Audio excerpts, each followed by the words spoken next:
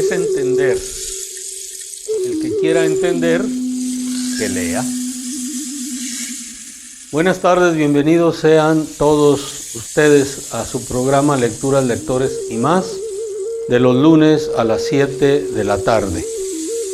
En esta ocasión, y por razones de carácter técnico, además por experimentar en una modalidad nueva, nos encontramos frente a ustedes en vivo. Tenemos el gusto de saludarlos desde los estudios de Canal 10. Antes de comenzar con el libro ya anunciado, quiero hacerles algunos comentarios que tienen relación con la forma de comunicarse con nosotros. Ya en alguna oportunidad les habíamos comentado, les habíamos dicho que tenemos disponible un número de teléfono celular para que, si gustan utilizar el servicio de mensajería de WhatsApp, nos hagan favor de comunicarse. El día de hoy podríamos estar recibiendo en vivo sus mensajitos y ya veríamos la forma de corresponder a la atención que ustedes tengan. El número de WhatsApp del programa está en este momento y va a permanecer por buena parte del programa en la pantalla. Me permito recordarlo: 467-105-4121. Y allí lo pueden ustedes apreciar. ¿Para qué? Bueno, para que podamos nosotros recibir directamente sus comentarios, sus observaciones, recomendaciones, críticas y cualquier otro mensaje que les parezca adecuado enviarnos. Repito, 467-105-4121, número para mensajes de WhatsApp, y estaremos atendiendo los que ustedes nos hagan favor de hacer llegar. Debo aclarar que ya habíamos anunciado la existencia de este número y tuvimos, no sabemos si es un descuido o fue una mala racha, un mal momento. El caso es que el aparato en el que estaba el número falló y hace ya un tiempecito que dejó de funcionar. Seguramente que algunos mensajes se perdieron en el tiempo en que no pudimos nosotros atenderlos, de tal modo que ofrecemos una disculpa porque quizá algunas comunicaciones de parte de ustedes no fueron correspondidas de aquí para allá. Pero a partir de ahora, por ahí nos conseguimos otro teléfono que es, nuevo, un teléfono nuevo especialmente para poder dar mejor servicio desde nuestro programa a todos ustedes. Entonces, quiero volver a hacer un anuncio para que aprovechen este número de WhatsApp y quienes se interesen en obtener algunos de estos libros, que son los primeros anunciados a cuenta de un obsequio que haremos a quien se reporte y nos diga qué libro es el que le interesaría recibir. Nosotros con mucho gusto nos comunicaremos para ponernos de acuerdo en la forma en la que le entregaríamos el libro solicitado. Vuelvo a mencionar que estos libros, como otro lote muy importante de varias decenas de libros, decenas y docenas de libros, han sido donados a este programa por el señor Baudelio Lomelí Prieto, un vecino muy entusiasta por la lectura de aquí de Juchipila. Le volvemos a expresar nuestro agradecimiento desde aquí, y a ustedes les comunicamos en estos momentos cuáles son los primeros 5 libros que pueden ser de ustedes simple y sencillamente con hacernos llegar un mensaje por WhatsApp al teléfono que ya hemos comentado. Empiezo por mencionarles y mostrarles el primero de ellos.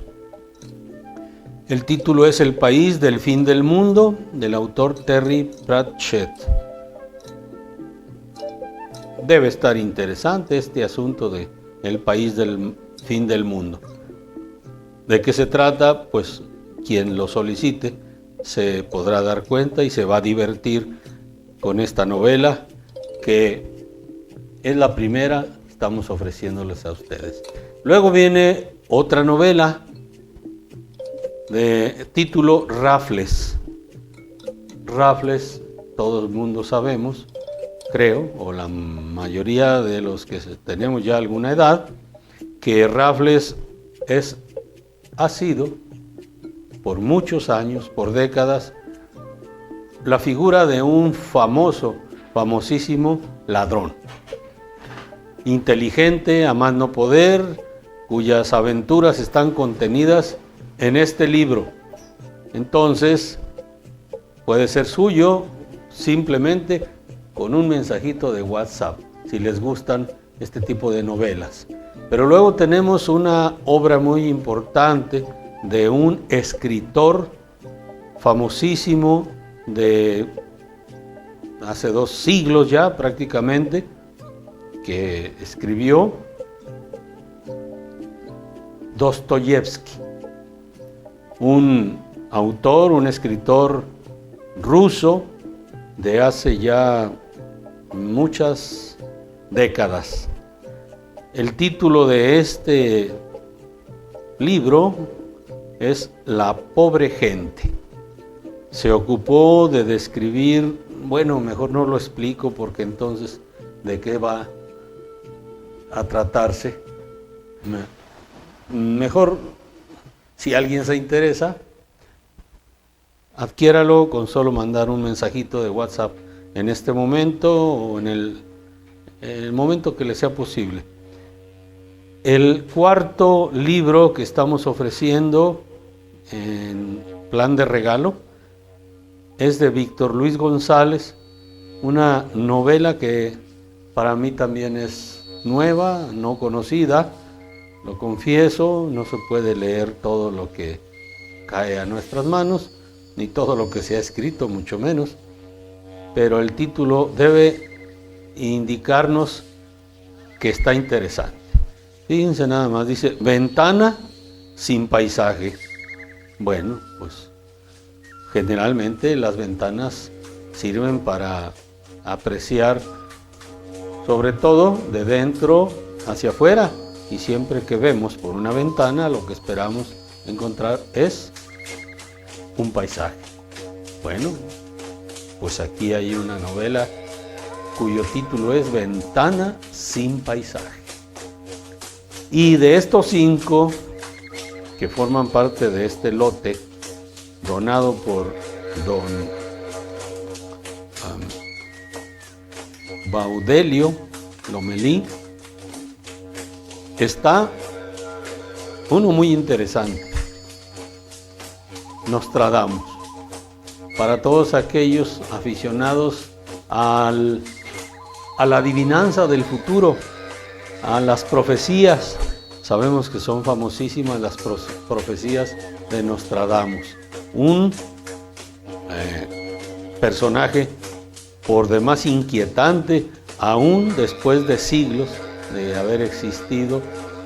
Pues aquí tenemos su vida y seguramente sus predicciones, y quien lo solicite pues va a darse cuenta de que quizá algunas o muchas de las cosas o de los sucesos, acontecimientos importantes en la historia moderna del mundo, sobre todo del mundo occidental, pudieran haber hecho que se cumplieran algunas profecías de Nostradamus.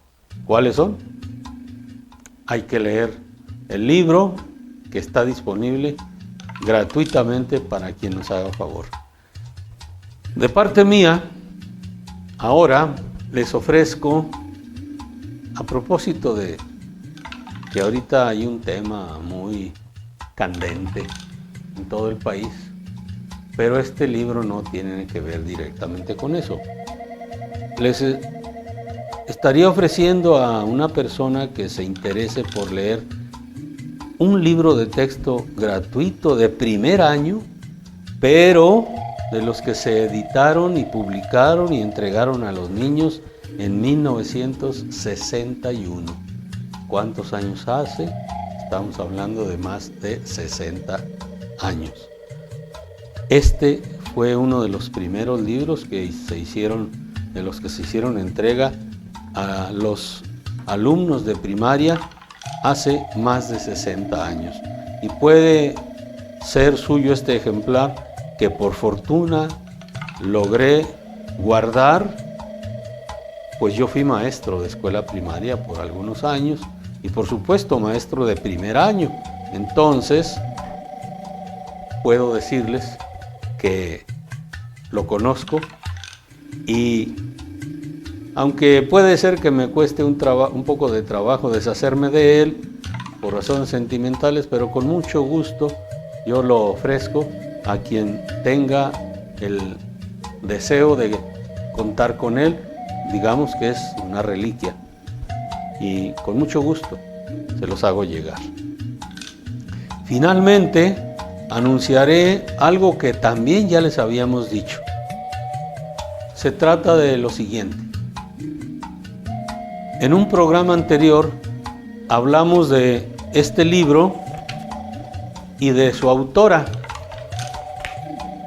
El libro lleva por título Por la tierra y por la raza, escrito por Juana Belén Gutiérrez de Mendoza en el año de 1924. Ya platiqué algo sobre la historia y la forma de recuperar de este libro que hizo una estudiosa de la historia originaria de aquí de la región y que lo puso a la disposición de nosotros en una versión digital. Si alguien se interesa por tener este libro en su formato digital, que yo lo tengo impreso, pero porque después de recibirlo en esa versión electrónica, fui a un lugar a donde pedí que lo imprimieran y ahora lo tengo además físicamente. Si a ustedes les interesa, con mucho gusto, a través de un mensaje, les haremos llegar la versión electrónica. Esa sería más rápido que los otros libros a los cuales ya me he estado refiriendo.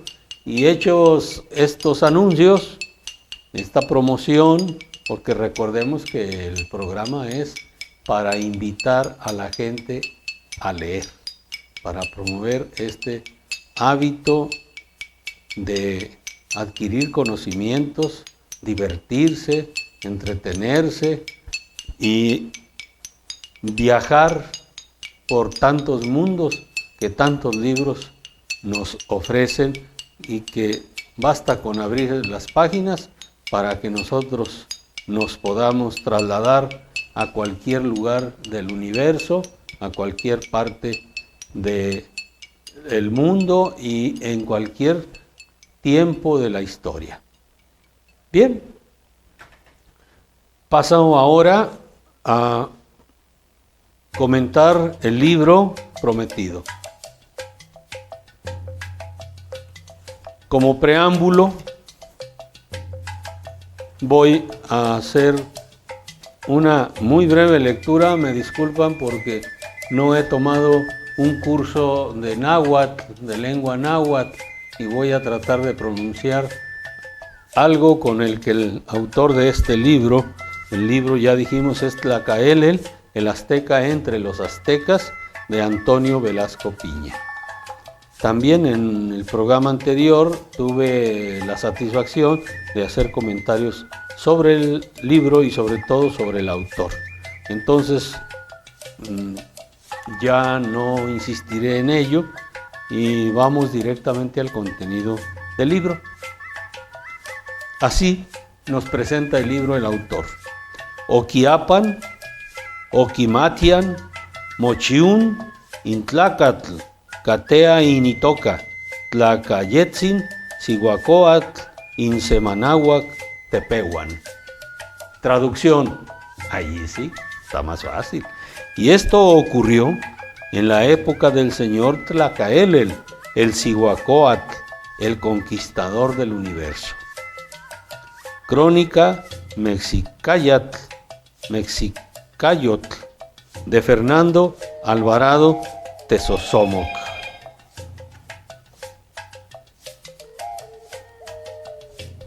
Como les decía, este libro nos habla de un personaje real. Es una novela histórica. Ya también comentamos que las novelas históricas están basadas en hechos reales, en sucesos que acontecieron, solo que el autor rellena con su imaginación o con su deseo aquello que la historia no ha contado, porque no siempre los documentos nos están dando exactitud hasta en los pequeños detalles. Por eso las novelas históricas quizá no son muy bien vistas por todo el mundo, pero nos enseñan historia y además incluyen la parte emocional que el autor le pone y resultan tan atractivas, tan atrayentes, que una vez que comenzamos a leer una buena novela histórica, prácticamente tenemos que ir hasta el final. Este es el caso de Tlacaelel, porque además nos habla no solo de un personaje interesantísimo y fuera de serie, sino que nos retrata el nacimiento del imperio azteca como eso, como imperio. Bien, solo repetiré algo que ya dije en la ocasión anterior.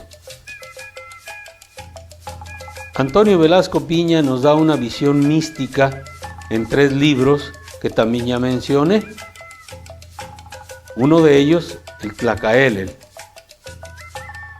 En esa visión mística nos dice que habiendo existido mucho tiempo atrás, hay quienes dicen que 1000, 2000, no se sabe exactamente cuántos años, la primera gran cultura en donde se refleja a ella es en la gran Teotihuacán, pero los toltecas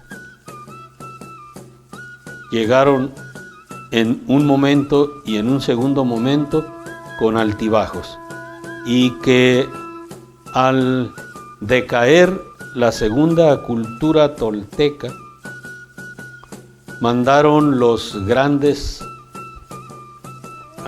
sacerdotes la orden de callar, no decir más a algunos de los secretos que ellos guardaban celosamente, pero que habría una señal para que renacieran las culturas ancestrales.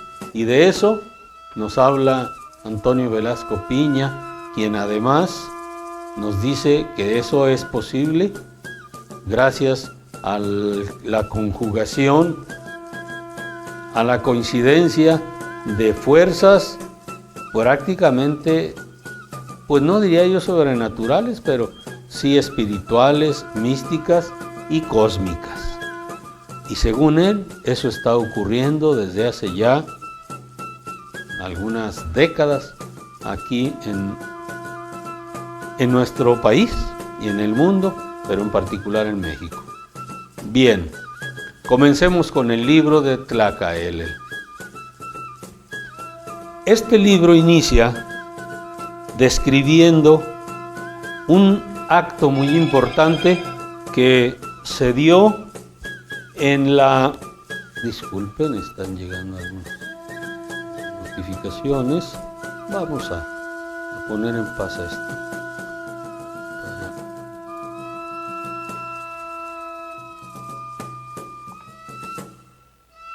para que solamente veamos los recaditos, los mensajitos. Decíamos que el libro comienza en un acto, en un ritual ocurrido muchos años atrás, siglos, en la pirámide de Cholula. Cholula era en aquel entonces un monasterio, algo así como que un seminario de los que ahora para las iglesias católicas son los lugares donde se preparan a los sacerdotes. Bueno, un monasterio de la Orden Blanca de Quetzalcóatl. Cholula era un centro ceremonial imponente. La pirámide de Cholula, que hoy está oculta debajo de escombros, piedras, tierra, y en la parte alta tiene un templo católico. En ese entonces contaba con instalaciones, con lugares a donde se practicaban una serie de actividades, casi todas relacionadas con lo sagrado. Tanto que allí se preparaba durante 5 años a los candidatos a ser sacerdotes de la Orden Blanca de Quetzalcóatl. Quetzalcóatl, pues todos sabemos que fue y está reconocido en la historia de varios pueblos como el fundador y el maestro de muchos pueblos, de varios pueblos. Bien, el proceso para que llegaran allí los jóvenes era muy riguroso y cada 5 años llegaban 52 candidatos escogidos entre todos los reinos o señoríos que en ese tiempo, aunque decadentes, pero entre unos y otros pueblos mandaban a sus mejores jóvenes para que allí se prepararan en el sacerdocio. Llegaron en esa ocasión 52 y 5 años más tarde solamente quedaban 5, que eran los 5 candidatos a convertirse en sacerdotes de la Orden Blanca de Quetzalcóatl. Igual que en las universidades, en cualquier escuela de nivel superior, a donde realizan actos de graduación, pues allí también, en esa ocasión, nos dicen que esos 5 jóvenes, entre esos 5 jóvenes se encontraban Tlacaelel, que hoy nos ocupa, Moctezuma, que a la postre sería uno de los tlatoanis aztecas, Moctezuma I o Moctezuma el flechador del cielo, y Chimalpopoca era en ese tiempo el rey de los aztecas, de los tenochcas, que vivían en Tenochtitlan. La Tenochtitlan, que en ese tiempo no era la ciudad que después encontraron los españoles, esplendorosa, monumental, también arreglada, que impresionó a todos aquellos porque la llegaron a comparar con las mejores y más bellas ciudades de Europa. Bien, pues estos 3 jóvenes, 2 en Cholula y 1 en Tenochtitlan, era el rey de Chimalpopoca, los 3 hijos de Huitzilihuitl, que ya había sido emperador, el segundo emperador de los aztecas. Junto con estos 2, Tlacaelel y Moctezuma, estaban graduándose, también se graduaba Nezahualcóyotl. Nezahualcóyotl, hijo de la realeza del reino de Texcoco. Bien, y había otro joven de un nombre Masatsi, quien representaba a los tecpanecas.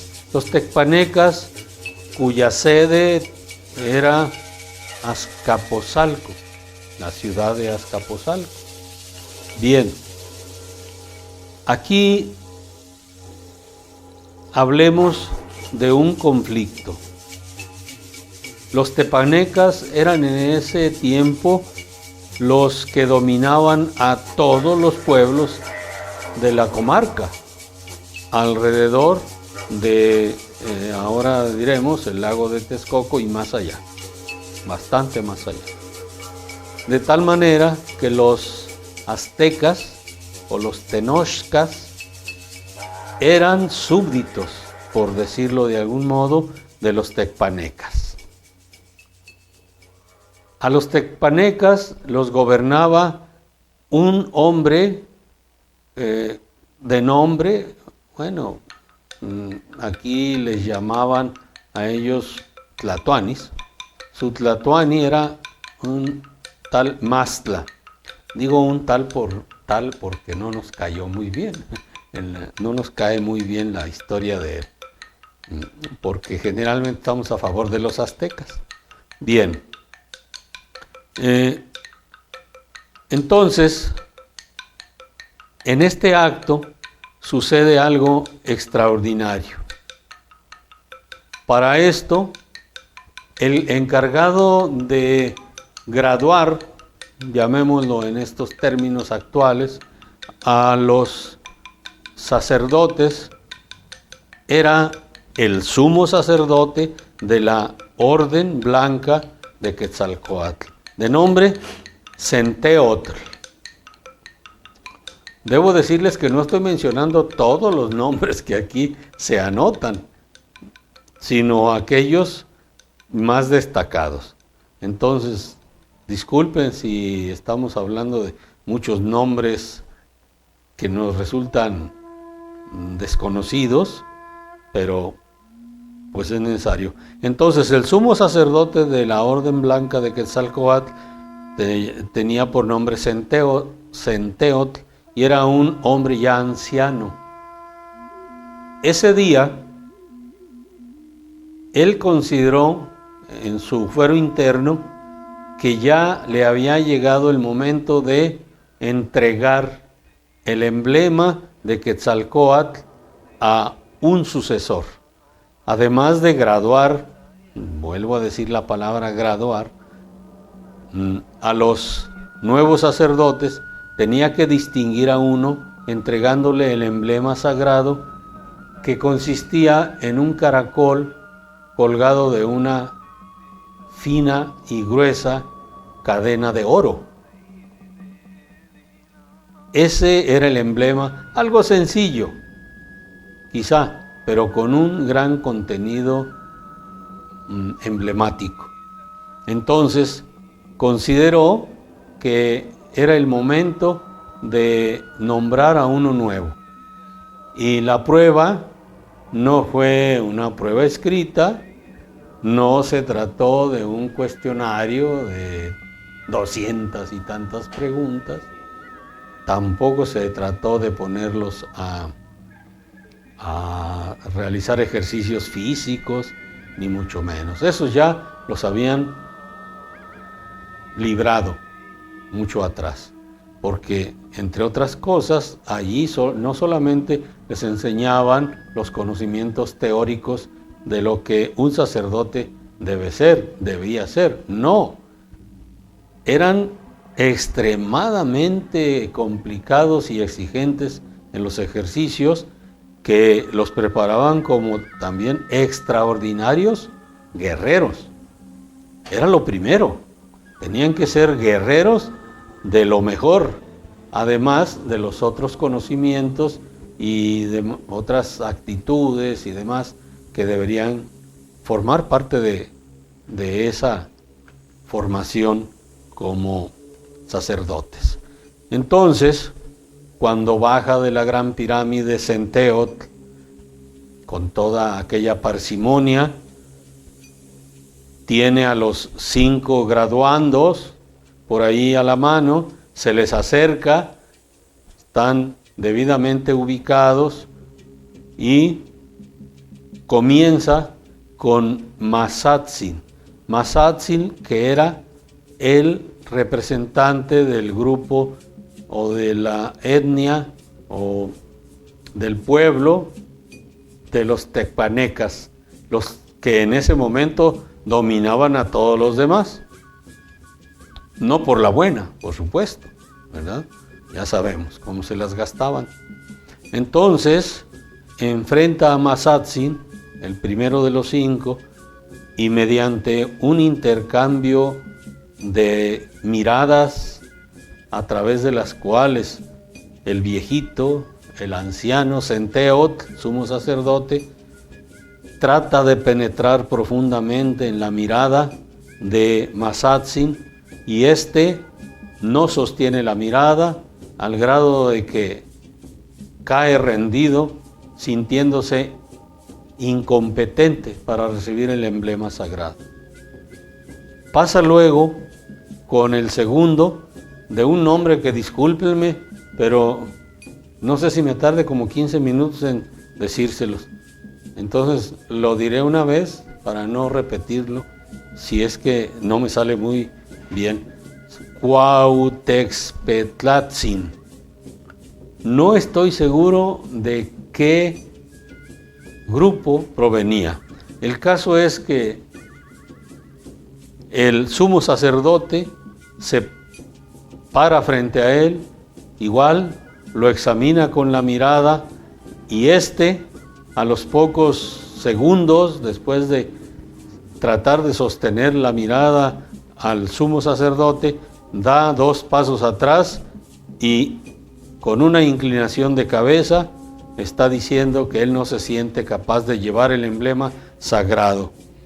Pasa luego con Nezahualcóyotl, el representante de los texcocanos. Nezahualcóyotl igual considera que él no puede ser el sumo sacerdote, que él prefiere ser en su momento el rey, o como le llamamos, o como le llamaban ahí, el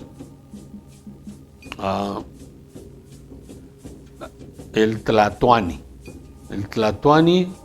de los texcocanos. Bien, después pasa con el hermano de Tlacaelel, Moctezuma, y Moctezuma igualmente considera que él no está preparado para ser el máximo sacerdote, también declina ese honor y solamente quedaba Tlacaelel. Dice el autor, o por lo menos así lo entendí, que bien pudo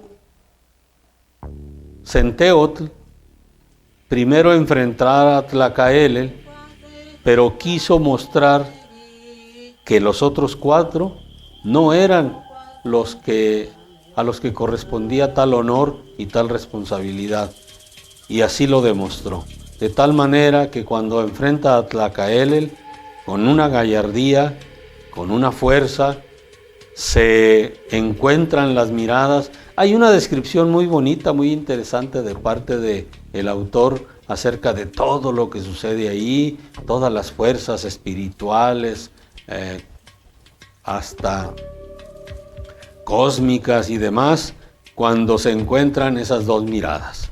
De tal manera que sostiene la mirada y gallardamente espera a que Senteotl, el sumo sacerdote, se despoje de la cadena desde la cual pendía el emblema sagrado de Quetzalcóatl y se lo coloca en el cuello a Tlacaelel. En ese momento, Tlacaelel es investido con la mayor autoridad de que era posible en todos aquellos reinos, en todos aquellos lugares. Era pues el nuevo sacerdote representante de Quetzalcóatl. Esto originó, imagínense, un revuelo muy grande por todos aquellos pueblos, por todos aquellos lugares, reinos, señoríos o como queramos llamarles, y entonces la noticia corrió de inmediato. ¿Cómo? Pues a través de los mensajeros que nosotros ya sabemos en ese tiempo eran hombres preparados para llevar mensajes y corrían a gran velocidad, relevándose en diferentes momentos para que la información llegara con la mayor rapidez posible. Eran el WhatsApp de ahora, ¿verdad? Bueno, de aquellos tiempos, el equivalente. Y sí, en efecto, inmediatamente Mazatzin le mandó decir a su rey, a Mastla, a Azcapotzalco, que no eran los tepanecas los que iban a tener el honor de que estuviera allí el emblema sagrado, que se lo habían entregado a los tenochcas. Obviamente se molestó mucho Mastla, y de inmediato dispuso represalias para los aztecas. Por su parte, Moctezuma, el hermano de Tlacaelel, que los dos provenían de Tenochtitlan, mandó un mensaje diciendo: tenemos un alto honor, pero como al principal de los tepanecas no le va a gustar la idea, prepárense porque seguro va a ir a cobrar por esta nueva situación. No le gusta y nos va a tratar de sojuzgar más de lo que nos tiene. Bien, llega entonces el recado a Mastla, Azcapotzalco, y se disponen los tepanecas a ir a reprimir a los aztecas, a Tenochtitlan. Y luego también llega el recado a Tenochtitlan enviado por Moctezuma y les dijo: prevénganse para defender la ciudad, para defender nuestro reino. Recuerden que el reino de los aztecas comenzó en un islote que ellos habían empezado a engrandecer en medio del lago de Texcoco, donde les dieron facilidades, porque además ahí habían encontrado un águila devorando una serpiente arriba de un nopal, como se los había indicado su sacerdote en su momento. Entonces allá vivían, tenían que llegar a través de canoas. Bien, llega el recado al hermano de Tlacaelel, que era el principal, el señor de Tenochtitlan, de nombre Chimalpopoca, y Chimalpopoca cometió un grave error. En lugar de aprestarse para la defensa, obra equivocadamente y llama a todo el pueblo azteca para festejar y declara que ese día y 1 o 2 días, no recuerdo cuántos, iban a ser de festejos por el gusto de que un sacerdote, un representante de los aztecas, hoy ostentaba el emblema de Quetzalcóatl como sumo sacerdote de todos los pueblos de aquella región. Se dedicaron entonces a festejar. Error. Error porque en medio de la celebración llegaron por vía acuática en sus canoas los enviados de Mastla, y como estaban acostumbrados a que con cierta frecuencia iban y venían, llegaban, sabían que iban a arreglar asuntos con Chimalpopoca y con las personas que eran los principales. En medio de la fiesta los vieron llegar, dirigirse hasta el palacio de Chimalpopoca, quien lo recibió gustoso porque estaba celebrando el nombramiento de su hermano.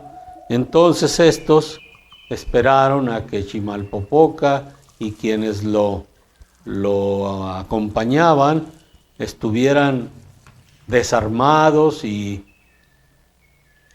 descuidados, y les dan muerte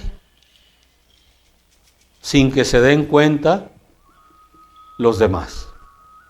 Tranquilamente salen los asesinos tecpanecas, atraviesan otra vez la fiesta, y entonces fue que alguien se asoma a la parte del palacio donde habían asesinado a Chimalpopoca, y otros dan la voz de alerta, pero ya era tarde. Ya los asesinos enviados de Mastla ya estaban arriba de las canoas y nunca les dieron alcance. Murió pues allí el rey Chimalpopoca. ¿Y qué sucede allí? Entonces va la noticia, se la llevan a Moctezuma y se la llevan al sumo sacerdote ahora, Tlacaelel, diciéndoles que su hermano había sido asesinado. Entonces Moctezuma regresa a la mayor brevedad porque la ciudad estaba desatendida, digamos, a manos y expensas de que volvieran los tepanecas, que era lo más probable. Eso iba a suceder. Bien, pues regresa Moctezuma y ahí ocurre algo muy, muy simpático.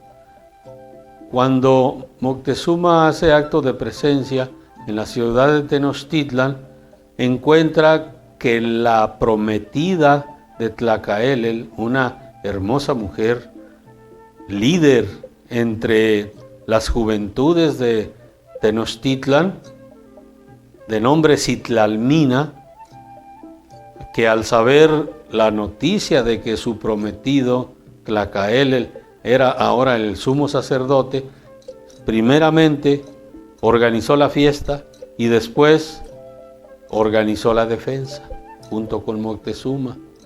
Y entonces dijeron, no, ya no vamos a permitir que los tepanecas sigan oprimiéndonos. Pero, ojo, como sucede en todos lados, no era solamente el gobernante Chimalpopoca el que tenía autoridad allí en Tenochtitlan. También exigía un grupo de personas, consejeros del reino o del señorío, y estos consejeros este consejo estaba formado por personas que generalmente después de mucho tiempo ya tienen poder, tienen riqueza, tienen su palacio o tenían, facilidades y disfrutaban de una vida muy cómoda a cambio de no oponerse a las disposiciones a veces exageradas y que lo eran de parte de los tepanecas. Entonces, ahí hubo dos visiones. Los consejeros del señorío o del reino se reunieron y acordaron que había que agachar la cabeza ante Mastla y los tepanecas, que seguramente iban a regresar a imponerles sanciones. En cambio, los jóvenes, liderados por Citlalmina, la ahora frustrada Citlalmina, frustrada esposa o posible esposa de Tlacaelel, porque supuestamente en este libro nos dice Antonio Velasco Piña que los sumos sacerdotes no deberían casarse, no deberían tener esposas, pero si revisamos la historia oficial, nos dice que Tlacaelel tuvo no una, muchas mujeres, y no uno, sino docenas. Si mal no recuerdo, hablan hasta de más de 100 hijos, con unas y con otras. Entonces, bueno, Citlalmina, dice él que se resigna a no ser la esposa de Tlacaelel y que se va a dedicar a ayudarle en su nueva tarea de ser el sumo sacerdote de Quetzalcóatl.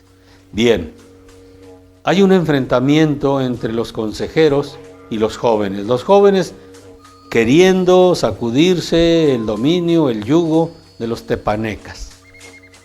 Entonces, hay una insubordinación a los consejeros del reino y lo que hacen es que mandan pedir los jóvenes y el mismo Moctezuma que ya se presente el nuevo sumo sacerdote para que sea el nuevo gran Tlatoani y que en él recaigan dos grandes cargos, el de sumo sacerdote y el de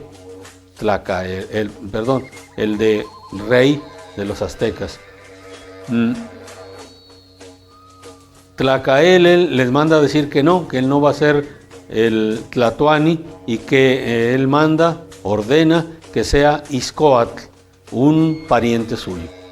Así lo hacen, pero para entonces Mastla manda a un grupo de enviados suyos, representantes de él, para decirle a Ixcóatl, el nuevo rey azteca, que a partir de ya tenían que subirle los impuestos, que tenían que pagar más tributos, que les iban a exigir mucho más de lo que hasta entonces, y además les exigían que entregaran a todos esos jóvenes revoltosos que se habían insubordinado y que se estaban preparando para la guerra, que de no hacerlo se atuvieran a las consecuencias que iban a ser muy duras. Entonces, Ixcóatl, dando tiempo a que llegara Tlacaelel y a ver qué opinaba él, le mandó decir a Mastla, el enemigo tepaneca: mira, en este momento no podemos tomar una decisión, espérenos unos días y nosotros les vamos a mandar la respuesta a la mayor brevedad. Así es que aguántenos. Bien, se van los enviados de Mastla, nada conformes, y entonces, desde el momento en que llegan a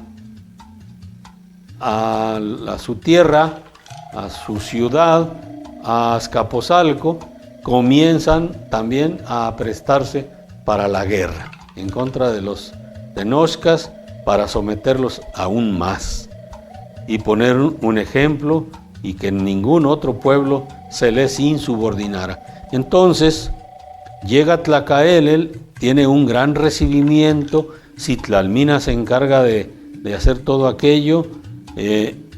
Simplemente a la llegada había un grupo de recepción de niñas muy bien adornadas, todas ellas le proveyeron a Tlacaelel las armas para investirlo no solo como sumo sacerdote, sino como el guerrero que tenía que, junto con Nezahualcóyotl, afrontar la urgencia de defenderse, porque prácticamente había una declaración de guerra.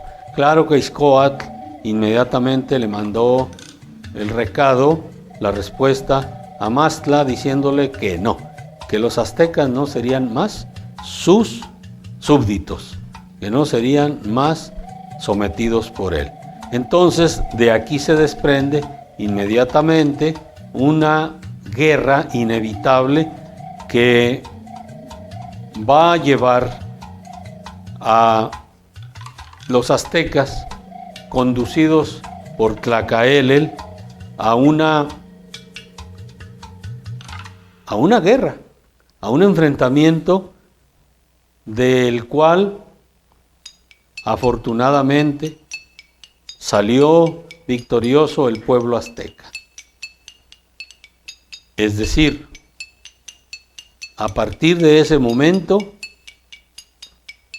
se instala, bueno, no es en ese momento, sino que viene una relatoría muy interesante. Ahorita me voy a permitir leerles una pequeña parte del momento de la guerra, de la lucha, pero lo que sí adelanto es que salen triunfantes y entonces los tepanecas dejan de ser el grupo hegemónico, es decir, el que domina a todos los demás, para que sean los aztecas.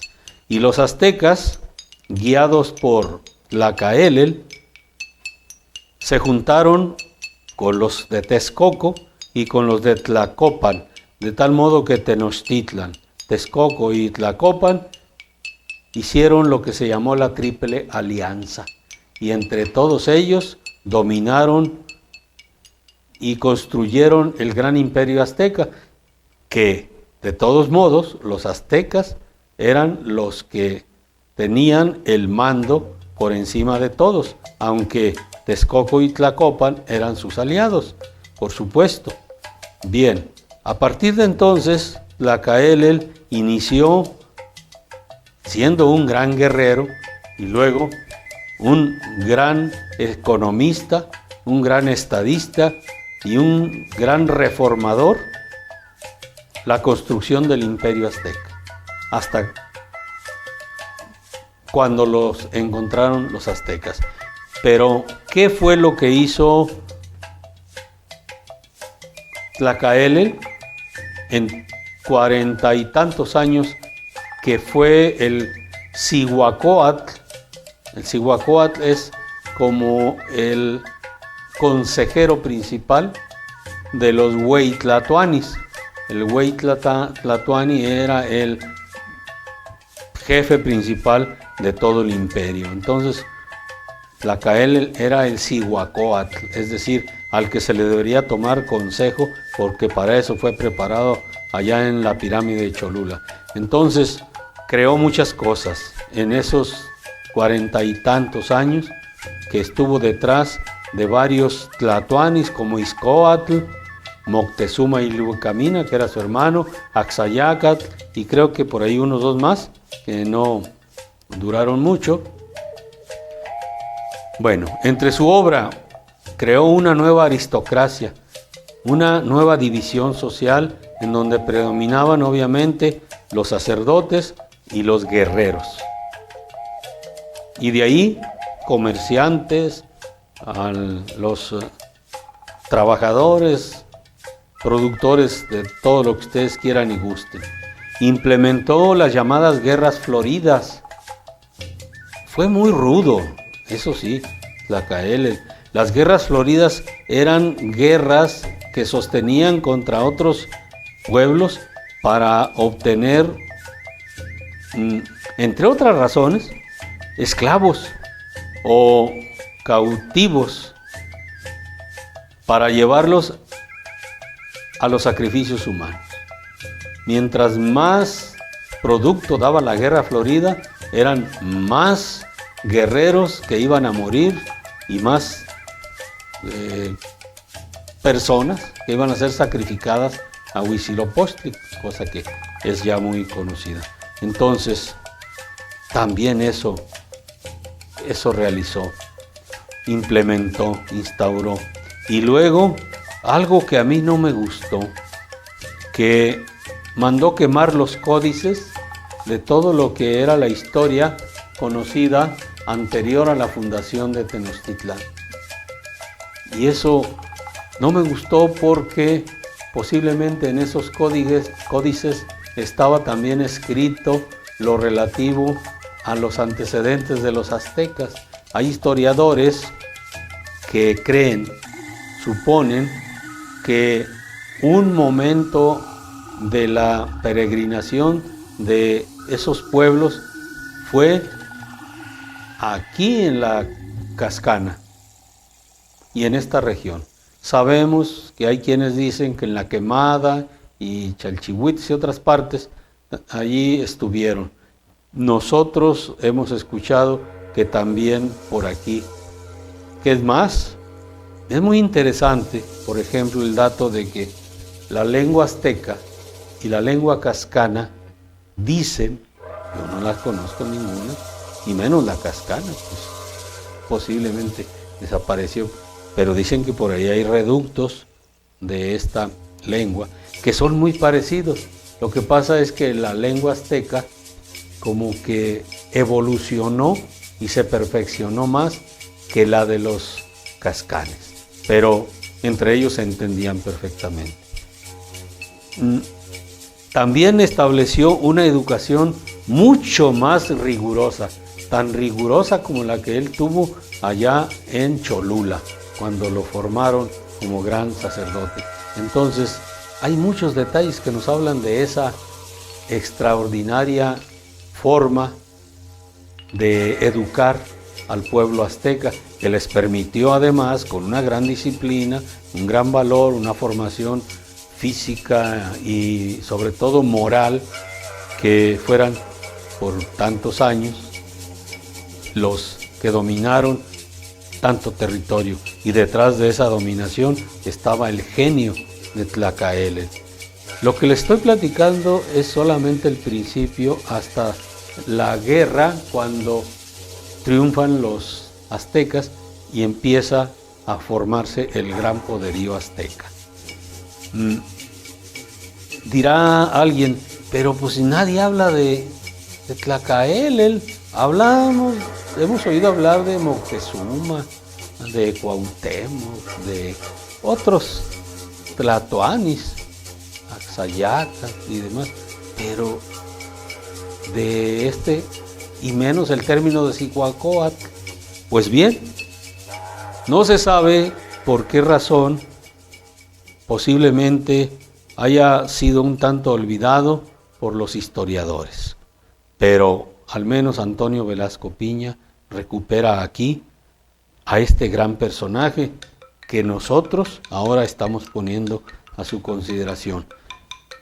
Y quiero leer brevemente estos parrafitos que nos hablan de cómo hubo un momento en que Tlacaelel introduce una palabra que hasta ahorita ni yo he mencionado. He dicho que los tenochcas, que Tenochtitlán, que los aztecas, etcétera, pero vean cómo nos introduce aquí el autor un término, una palabra importantísima, y a partir de ese momento, en plena guerra, en plena lucha, es que Tlacaelel habla por primera vez de él. Dice, los tepanecas habían lanzado a la batalla sus tropas de reserva, o sea que ya estaban dando patadas de ahogado, ¿no? De inmediato Tlacaelel ordenó a pueblos y guerreros que se aprestasen para la marcha. Los soldados se agruparon en 3 cerrados batallones. El pueblo se formó ordenadamente detrás de los guerreros. La insoportable tensión que dominaba a todos los tenochcas aumentó aún más cuando observaron al azteca entre los aztecas encaminarse a una ligera protuberancia del terreno con la evidente intención de dirigir desde aquella eminencia su anunciado mensaje. Al igual que en la primera ocasión en que hablara ante su pueblo, el portador del emblema sagrado parecía haber sufrido una misteriosa y profunda transformación. Su ser constituía una especie de vibrante energía cuyas emanaciones se esparcían por doquier. La presencia de fuerzas superiores a punto de manifestarse se percibía claramente en el ambiente. En forma intuitiva, todos los presentes comprendían que estaban a punto de participar de un hecho de inusitada trascendencia. Tlacaelel levantó el brazo señalando hacia el campo de batalla, mientras de sus labios salía una sola palabra 3 veces repetida: México, México, México. El heredero de Quetzalcóatl acababa de pronunciar en público por primera vez en la historia el nombre secreto del territorio de donde a través del tiempo habían surgido una y otra vez prodigiosas civilizaciones. Aquel vocablo era tenido como el más sagrado de todos los conjuros y pronunciados por los sumos sacerdotes de Quetzalcóatl en ceremonias religiosas cuya celebración ignoraba el común del pueblo. El significado de aquella palabra era doble. Por una parte simbolizaba la expresión del principio de dualidad existente en todo lo creado, manifestado por la presencia en el cielo del sol y la luna. Y por otra, el ideal de alcanzar la unidad y la superación de la humanidad mediante la integración de una sola y armónica sociedad en la cual quedasen superadas las contradicciones que separan a los diferentes grupos humanos. La sabiduría y los anhelos de varios milenios de cultura sintetizados en una sola palabra: México. Como ustedes pueden apreciar, si uno se detiene de leer, pues es porque tiene también que terminarse el programa. Ni modo. Pero quienes se encuentren con Tlacaelel, seguramente que también se van a entusiasmar, a emocionar y van a encontrar grandes conocimientos, una historia verdaderamente excepcional. Ojalá que con estas invitaciones logremos que algunos, esperemos que muchos, nos hagan favor, o se hagan el favor de buscar este tipo de lecturas o las que a ustedes les parezca mejor, pero recuerden que nuestro compromiso es invitarlos para que lean lo más que esto sea posible. De mi parte agradezco nuevamente su presencia y espero que la tengamos para el siguiente programa. Aquí trataremos de estar. Que la pasen bien. Gracias.